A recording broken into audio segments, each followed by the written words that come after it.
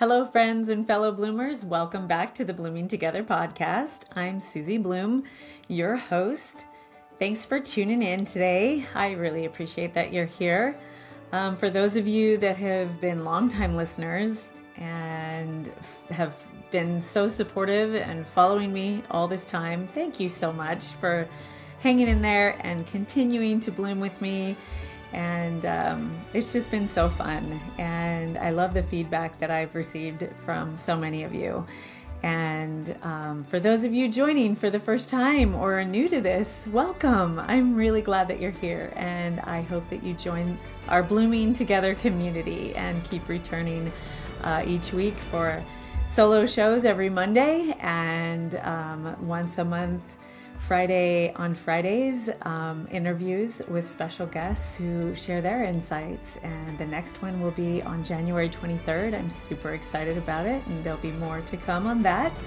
So one of my goals with this podcast, here I am branching out with video. I've done over 100 episodes, almost 150 episodes, just audio only.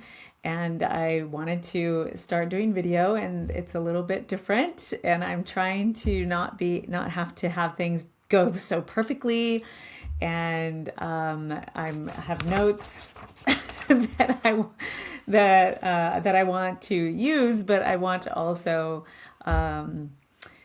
just be able to speak from the heart and just following outline instead of a script, and we'll see how that goes. So bear with me if I fumble along a little, and as I share the things that are on my heart for you today. So this morning I was walking with my husband, and we both have some goals for the new year, and we were discussing about having a discussion about those goals.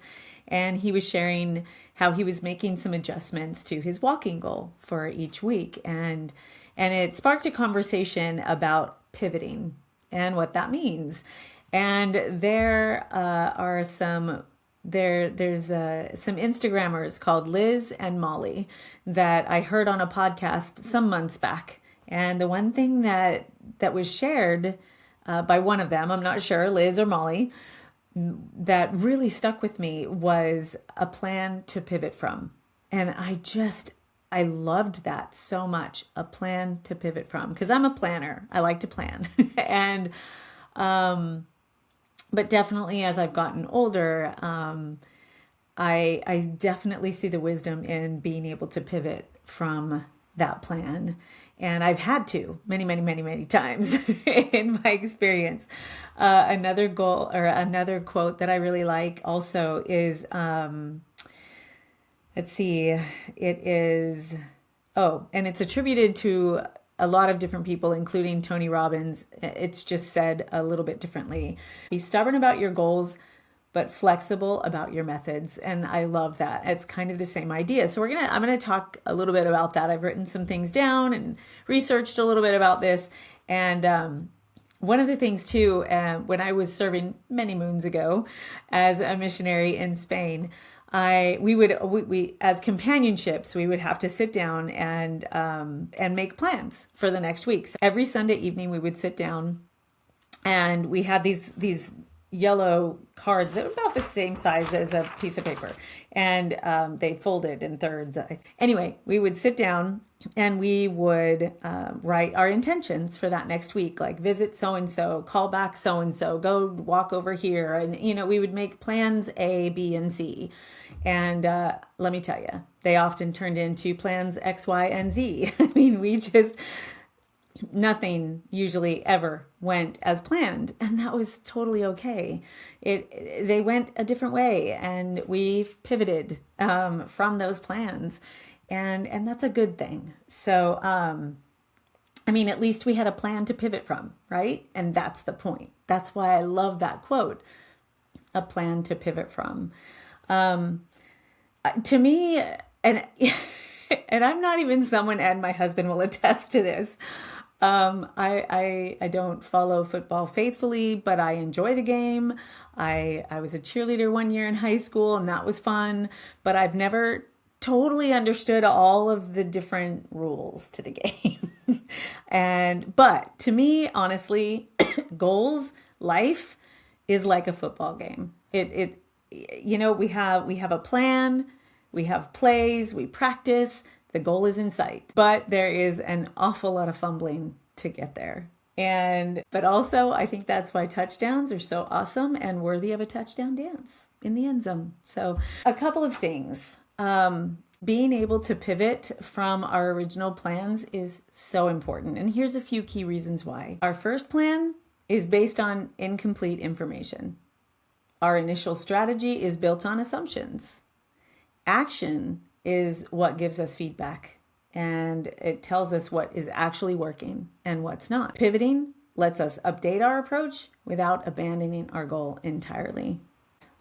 And also, we don't want to confuse loyalty to an outcome with loyalty to a plan. Pivoting separates who you want to become or what you are actually trying to achieve from how you thought that you would get there.